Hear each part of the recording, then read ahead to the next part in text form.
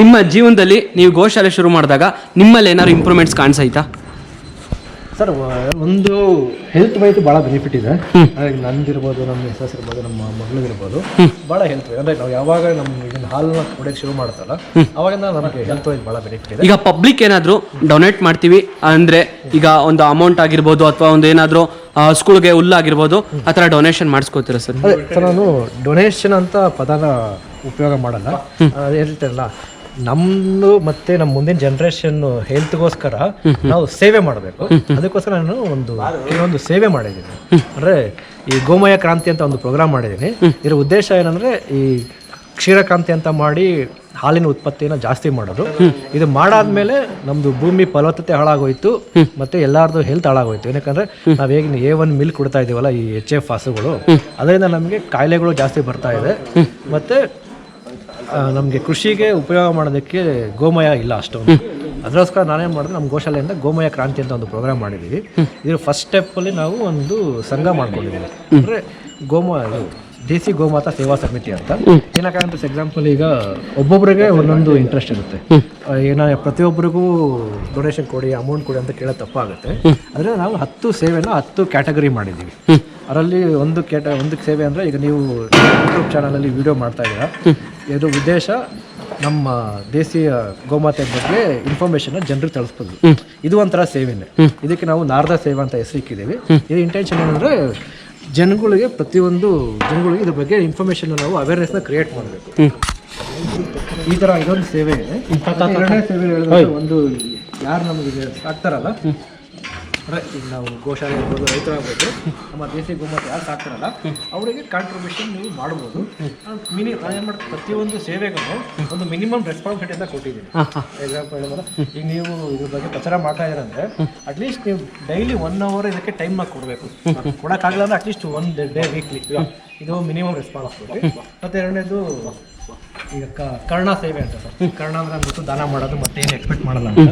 ಆ ಥರ ಯಾರು ಈ ದೇಸಿ ಗೋಮಾತೆ ಸೇವೆ ಮಾಡ್ತಾರಲ್ಲ ಅಂಥವ್ರಿಗೆ ನಿಮ್ಮ ಕೈಲಾದಷ್ಟು ಸೇವೆ ಮಾಡಬೇಕು. ಅಂದರೆ ಮೇವು ಸಹಾಯ ಮಾಡೋದು, ಮತ್ತು ಯಾವ್ದಾರಿಗೆ ಸಹಾಯ ಮಾಡೋದು. ಬಟ್ ಅದಕ್ಕೂ ಒಂದು ಮಿನಿಮಮ್ ರೆಸ್ಪಾನ್ಸಿಬಿಲಿಟಿ ಅಂದರೆ ವರ್ಷಕ್ಕೆ ಒಂದು 8,000 rupees ವರ್ತು ಸೇವೆ ಮಾಡಬೇಕು.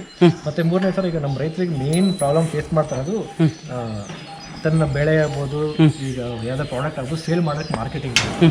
ಈಗ ಒಂದು ಎಕ್ಸಾಂಪಲ್, ಈ ಕೋಲ್ಗೇಟ್ ಅನ್ನೋ ಒಂದು ಟೂತ್ ಪೇಸ್ಟು ಎಷ್ಟು ಮಾರ್ಕೆಟಿಂಗ್ ಮಾಡ್ತಾರಂದರೆ, ಸ್ಟಾರ್ಟಿಂಗ್ ಅವ್ರು ಬಂದಾಗ ನೀವು ಉಪ್ಪು ಉಪಯೋಗ ಮಾಡ್ತೀರಾ, ಇಜ್ಲು ಉಪಯೋಗ ಮಾಡ್ತೀರಾ, ಅದು ಕೆಟ್ಟದ್ದು ಅಂತ ಹೇಳ್ತಾ ಇದ್ರು. ಅದನ್ನೇ ಉಲ್ಟಾ ನೋಡಿದಿರೋದು. ಮಾರ್ಕೆಟಿಂಗ್ ಅಷ್ಟು ಪವರ್ಫುಲ್ ಇದೆ.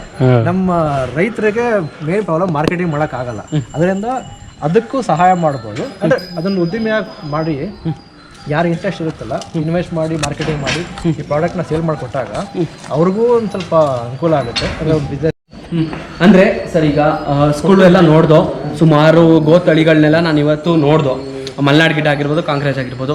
ಈಗ ಯಾರಾದರೂ ಒಬ್ಬರು ಇಷ್ಟಪಟ್ಟು ನಾವೊಂದು ಕರು ಸಾಕೋತೀವಿ, ನಮಗೆ ದಾನ ಕೊಡ್ತೀರಾ ಅಂದರೆ ಕೊಡ್ತೀರಾ ಸರ್? ಸದ್ಯಕ್ಕೆ ಆ ಮಟ್ಟಕ್ಕಿಂತ ಬೆಳೆದಿಲ್ಲ. ಈಗ ನನ್ನ ಆಸೆ ಇರೋದೇನೆಂದರೆ, ಈಗ 42 ಹಸು ಇದೆ, 1,000 ಹಸು ಸಾಕ್ಬೇಕಂತ ಪ್ಲಾನ್ ಇದೆ ಫ್ಯೂಚರಲ್ಲಿ. ಅದು ಇಲ್ಲಿ ಅಂದರೆ ಸಿಟಿ ನಿಯರ್ ಬೈಗೆ, ಮತ್ತು ನಮ್ಮ ದೇಶದಲ್ಲಿ ಯಾವ ತಳಿ ಇದಾವಲ್ಲ ಪ್ರತಿಯೊಂದು ತಳಿಗೂ ಸಾಕ್ಬೇಕಂತ ಪ್ಲಾನ್ ಇದೆ. ಒನ್ಸ್ ಅದು ಕ್ರಾಸ್ ಆದಮೇಲೆ ಡೆಫಿನೆಟ್ ಆಗಿ ಆ ಶಕ್ತಿ ನಮ್ಮ ಗೋಮಾತೆ ಕೊಡ್ತು ಅಂದರೆ ಡೆಫಿನೆಟ್ ಆಗಿ ಕೊಡ್ತೀವಿ. ಅಂದರೆ ಸ್ನೇಹಿತರೆ, ಇವಾಗ ನೀವು ನೋಡ್ತಿದ್ದೀರಾ, ಇದು ಪ್ಯೂರ್ ಎಕೋ ಫ್ರೆಂಡ್ಲಿ ಗಣೇಶ. ಅಂದರೆ ಇದ್ರ ಸ್ಮೆಲ್ ಕೂಡ ತುಂಬ ಗಮ್ಮಂತ ಇದೆ. ಅಂದರೆ ಇದ್ರ ಬಗ್ಗೆ ಏನು ಹೇಳ್ಬೇಕಪ್ಪ ಅಂತ ಅಂದರೆ, ಇದನ್ನು ಇವರು ಸಾಕಿರ್ತಕ್ಕಂಥ ಹಸುಗಳಲ್ಲಿ ಒಂದು ಗೋಮಯ ಆಗಿರ್ಬೋದು, ಒಂದು ಗೋಮೂತ್ರ ಆಗಿರ್ಬೋದು, ಅಥವಾ ಅದ್ರ ಸೆಗಣಿ ಆಗಿರ್ಬೋದು, ಅದನ್ನು ಉಪಯೋಗಿಸ್ಕೊಂಡು ನಾವು ಹಿಂದೆಲ್ಲ ನೋಡಿರ್ತೀವಿ, ಹಿಂದಿನ ಕಾಲದಲ್ಲೆಲ್ಲ ಬೆರಣಿ ತೊಟ್ಟೋರಂತೆ, ಅದನ್ನು ಸುಟ್ಬಿಟ್ಟು ವಿಭೂತಿ ಮಾಡ್ಕೊಂಡು ಹಣೆಗೆ ಹಚ್ಕೊತಿದ್ರಂತೆ. ಹಣೆಗೆ ಹಚ್ಕೊಂಡು ಅಂದರೆ ನಾವು ಹಸುಗಳ್ನ ಎಷ್ಟು ರೆಸ್ಪೆಕ್ಟ್ ಕೊಡ್ತೀವೋ ಜನ ಮತ್ತು ಸಮಾಜ ನಮಗೆ ಅಷ್ಟು ರೆಸ್ಪೆಕ್ಟ್ ಕೊಡುತ್ತಂತೆ. ಹಳೆ ಕಾಲದಲ್ಲಿ ಹೇಳ್ತಿದ್ದು ಮಾತಿದ್ದು, ನಾವು ಹಸುಗಳ್ಗೆ ರೆಸ್ಪೆಕ್ಟ್ ಮಾಡಿದ್ರೆ ಸಮಾಜ ನಮ್ಮನ್ನು ರೆಸ್ಪೆಕ್ಟ್ ಮಾಡುತ್ತಂತೆ. ಈ ಮಾತನ್ನ ಹೇಳ್ತಾ ಇದ್ರು ಹಳೆ ಕಾಲದಲ್ಲಿ.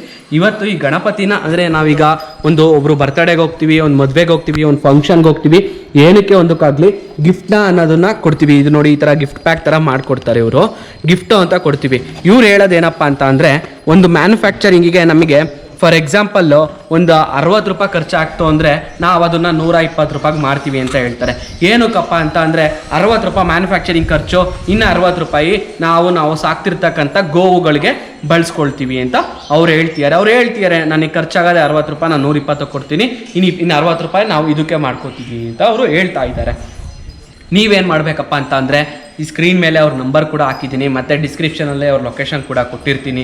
ನೀವೇನಾದರೂ ಯಾವ್ದಾದ್ರು ಒಂದು ಫಂಕ್ಷನ್ಗೆ ಆಗಿರ್ಬೋದು ಅಥವಾ ಎಲ್ಲಿಗಾದ್ರೂ ಹೊರಗಡೆ ಹೋಗಬೇಕು ಅನ್ನಂಗಿದ್ರೆ ನಿಮ್ಮ ರಿಲೇಟಿವ್ಸ್ಗೆ ಇದೇ ಗಿಫ್ಟ್ ಕೊಡಿ ಅಂತ ನಾನು ನಿಮ್ಮ ಹತ್ರ ಕೇಳ್ಕೊತಾ ಇದ್ದೀನಿ. ಯಾಕೆಂದರೆ ಈ ಗಿಫ್ಟ್ ಕೊಡೋದ್ರಿಂದ 4 ಜನಕ್ಕೆ ಉಪಯೋಗ. ಒಂದು, ನೀವು ಗಿಫ್ಟ್ ಕೊಡ್ತಾ ಇದ್ದೀರಾ, ನಿಮಗೆ ಉಪಯೋಗ. ಇನ್ನೊಂದು, ಒಬ್ರು ಗಿಫ್ಟ್ ಇಸ್ಕೋತಿದ್ದಾರೆ, ಅವ್ರಿಗೆ ಉಪಯೋಗ.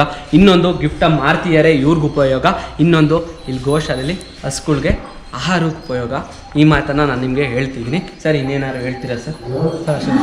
ಥ್ಯಾಂಕ್ಸ್. ನೀವು ವಾಲಂಟಿಯರ್ ಆಗಿ ಬಂದುಬಿಟ್ಟು ನಮ್ಮ ಗೋಶಾಲೆ ಬಗ್ಗೆ ತಿಳಿಸ್ಕೊಡ್ತಾ ಇದ್ದೀರಾ, ಅದಕ್ಕೆ ನೀವು ಒಂಥರ ಸಪೋರ್ಟ್ ಮಾಡಿದ್ರೆ ತುಂಬ ಥ್ಯಾಂಕ್ಸ್. ಇದು ರಾಜೇಶ್ ಸರ್ ಅಲ್ವಾ ಸರ್? ಹೌದು. ರಾಜೇಶ್ ಸರ್ ಈಗ ಏನು ಮಾಡ್ತಿದ್ದಾರೆ ಅವ್ರು ಹೇಳಿದ್ರು, ಈಗ ಒಂದು 40 ಕಟ್ಟಿದ್ದೀನಿ ನಾನು ಹಸುಗಳ್ನ, ನಾನು 1000 ದನಗಳನ್ನ ಸಾಕಬೇಕು ಅಂತ ಹೇಳಿದ್ರು. ಸರ್, ಸಾಕ್ತೀರಾ ಸರ್? Thank you sir. ಸಾಕ್ತೀರಾ ಸರ್? ಯಾಕೆಂದರೆ ಇಷ್ಟು ಮಾಡಿರೋರಿಗೆ ಇನ್ನು ಮುಂದೆ ಮಾಡೋದು ದೊಡ್ಡ ವಿಷಯ ಅಲ್ಲ. ಅವರು ಸ್ಟಾರ್ಟಿಂಗ್ ಓಪನ್ ಅಪ್ ಆಗಿ ಹೇಳಿದ್ರು, ನಾನು ದುಡ್ಗೋಸ್ಕರ ಮೇಕೆ ಫಾರ್ಮ್ ಮಾಡಿದೆ, ಬೀಟಲ್ಲು ಮೇಕೆ ಆ ಥರ ಎಲ್ಲ ತಂದೆ, ನಾನು ಲಾಸ್ ಅನುಭವಿಸ್ದೆ. ಬಟ್ ನನಗೆ ಗೊತ್ತಾಗಲಿಲ್ಲ ನನ್ನ ಹತ್ರ ಇರೋ ಒಂದು ಮೂಲನೇ ನನಗೆ ಕಾಪಾಡುತ್ತೆ ಅಂತ. ಈಗ ಅವ್ರು ಇದನ್ನು ಬಿಸ್ನೆಸ್ ರೂಪದಲ್ಲೂ ಬಳಸ್ಕೋಬೋದು. ಇದೇನಾದರೂ ಅವರಿಗೆ ಕೈ ಹಿಡಿತು ಅಂದರೆ ಒಂದು ದೊಡ್ಡ ಮಟ್ಟಕ್ಕೆ ಹೋಗ್ಬೋದು. ಇದನ್ನು ಬೆಳೆಸೋದು ಏನು ಸರ್ ಇದು ಬ್ರ್ಯಾಂಡ್ ನೇಮು? ಲೇಖನ ಅಂತಾನೆ. ಲೇಖನ ಪಂಚಗವ್ಯ ಅಂತ. ಪಂಚಗವ್ಯ ಈಕೋ ಫ್ರೆಂಡ್ಲಿ ಬ್ರ್ಯಾಂಡ್ ಅಂತ, ಲೇಖನ ಗೋಶಾಲೆ ಅಂತ.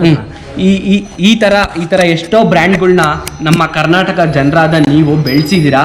ಇವತ್ತಿಗೂ ಕೂಡ ಎಷ್ಟೋ ಬ್ರ್ಯಾಂಡ್ಗಳು ಬೆಳೆದಿದೆ ಅಂದರೆ ಜನಗಳೇ ಕಾರಣ. ನಮ್ಮ ರಾಜೇಶ್ ಸರ್ಗೂ ಸಪೋರ್ಟ್ ಮಾಡಿ ಅಂತ ಕೇಳ್ಕೊತೀನಿ. ಎಲ್ರಿಗೂ ಒಳ್ಳೆಯದಾಗಲಿ. ಇದೇ ರೀತಿ ಇನ್ನೂ ಹೆಚ್ಚಿನದಾಗಿ ಅನಿಮಲ್ಸ್ ಬಗ್ಗೆ ವೀಡಿಯೋಸ್ ಮಾಡ್ತೀನಿ, ಇನ್ನೂ ಬೇರೆ ಥರ ವೀಡಿಯೋಸ್ ಕೊಡ್ತೀನಿ. ಅಲ್ಲಿವರೆಗೂ ನೋಡ್ತಾ ಇರಿ insta man vlogs YouTube channel. Subscribe ಆಗೋದು ಮರಿಬೇಡಿ.